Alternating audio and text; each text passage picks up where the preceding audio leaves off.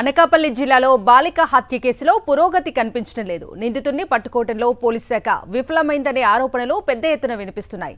48 గంటల్లో పట్టుకుంటామని హోంమంత్రి చెప్పగా 4 రోజులైనా నిందితుడి ఆచూకీని పోలీసులు గుర్తించలేకపోవడంతో బాధిత కుటుంబ సభ్యుల్లో ఆందోళన వ్యక్తమవుతోంది. హత్య తర్వాత పక్కా ప్లాన్తో నిందితుడు పారిపోయినట్లు పోలీసులు చెబుతున్నారు. ఏపీ బార్డర్ దాటి వెళ్లిపోయినట్లుగా గుర్తించారు. అయితే అతని దగ్గర సెల్ ఫోన్ కూడా లేకపోవడంతో ఆచూకీ కనిపెట్టడం కష్టమవుతోంది. నిందితుడు ఏ రాష్ట్రానికి వెళ్లాడో తెలియక పోలీసులు తలలు పట్టుకుంటున్నారు. అనకాపల్లి జిల్లాలో బాలిక హత్య కేసులో పురోగతి కనిపించడం లేదు. నిందితుడిని పట్టుకోవడంలో పోలీస్ శాఖ విఫలమైందనే ఆరోపణలు పెద్ద ఎత్తున వినిపిస్తున్నాయి.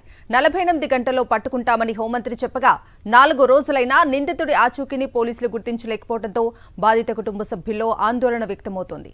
హత్య తర్వాత పక్కా ప్లాన్తో నిందితుడు పారిపోయినట్లు పోలీసులు చెబుతూ ఉన్నారు. ఏపీ బార్డర్ దాటి వెళ్లిపోయినట్లుగా గుర్తించారు. అయితే అతని దగ్గర సెల్ ఫోన్ కూడా లేకపోవడంతో ఆచూకీ కనిపెట్టడం కష్టమవుతోంది. నిందితుడు ఏ రాష్ట్రానికి వెళ్లాడో తెలియక పోలీసులు తలలు పట్టుకుంటున్నారు. ఇక ఇదే అంశానికి సంబంధించి మరిన్ని అప్డేట్స్ అందించడానికి మా ప్రతినిధి నరేష్ లైవ్ లో జాయిన్ అవుతున్నారు. నరేష్,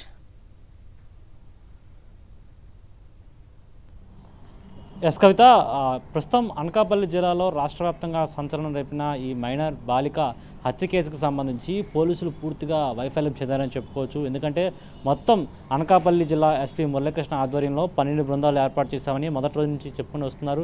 ఆ 12 బృందాలు కూడా పూర్తిగా దర్యాప్తు చేస్తని చెప్పారు. కానీ ఇప్పుడు నిందితుడు ఏకంగా ఆంధ్ర బోర్డర్ దాటి వెళ్ళిపోయాడని ఎట్టగాలుగా పోలీసులు తేల్చేశారు. ఎందుకంటే ముఖ్యంగా వృత్తిరీత్యా నిందితుడు డ్రైవర్ కావడం, ముఖ్యంగా హత్యకు సంబంధించి పథకం ప్రకారమే, ప్రణాళిక ప్రకారమే పూర్తిగా కూడా హత్య ముందు నుంచే ఏం చేయాలి అనే అంశంపై కూడా పూర్తిగా నిందితుడు ఒక అంచనాకు వచ్చాడు. అదేవిధంగా హత్య చేసిన తర్వాత ఏ విధంగా పరారావాల అంశంపై కూడా పూర్తిగా ఒక ప్రణాళిక సిద్ధం చేస్తున్నాడు. అదేవిధంగా లారీ ఎక్కి ఆంధ్ర బోర్డర్ దాటినట్లుగా పోలీసు అధికారులు అంచనాకు వచ్చారు. ఆంధ్రాలో ఉన్నప్పుడే 3 రోజుల పాటు కూడా ఏమీ చేయలేకపోయారు. ఇప్పుడు హత్య జరిగి 4 రోజులు అవుతుంది, 4 రోజులు దాటిపోతుంది కూడా. పూర్తిగా ఇప్పటి వరకు కూడా పోలీసు అధికారులు ఎటువంటి ఈ కేసులో డెవలప్మెంట్ లేదు.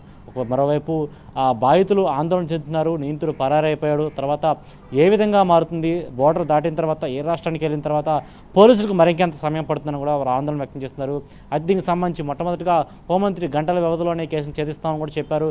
వెంటనే ఆ నిందితుని అదుపులో తీసుకుంటామని చెప్పారు. కానీ మాటలు మాత్రమే మిగిలిపోయి పోలీసు అధికారుల యాక్షన్లో కానీ హోంమంత్రి మాటల్లో కానీ ఎటువంటి కూడా స్పందన కనిపించడం లేదు. పూర్తిగా కూడా ఈ ఘటనకు సంబంధించి 4 రోజులు గడుస్తున్నా సరే నిందితుడు సురేష్ హత్య చేసిన తర్వాత, అంటే మొట్టమొదటిగా హత్య ఏ విధంగా చేయాలి, హత్య చేసిన తర్వాత ఏ విధంగా పరారావాల అంశంపై కూడా ఒక ప్రణాళిక సిద్ధం చేసుకొని ముందుగా హత్యకు ముందే 12.5 పేజీల లేఖను రాసి, ఆ తర్వాత హత్య చేసిన తర్వాత మరొక అర పేజీ లేఖను రాసి 13 పేజీల లెటర్ను కూడా అక్కడే వదిలేసి కొడవలతోటి బాలికపై దాడి చేసి పీకను కోసేసి అక్కడి నుంచి పరారయ్యాడు. ఆ తర్వాత పూర్తిగా కూడా ముందుగా బాలిక హతమార్చిన తర్వాత పూర్తిగా చనిపోయిందని నిర్ధారించుకున్న తర్వాతే అక్కడి నుంచి పరారైనట్టుగా పోలీసులకు అంచనాకు వచ్చారు.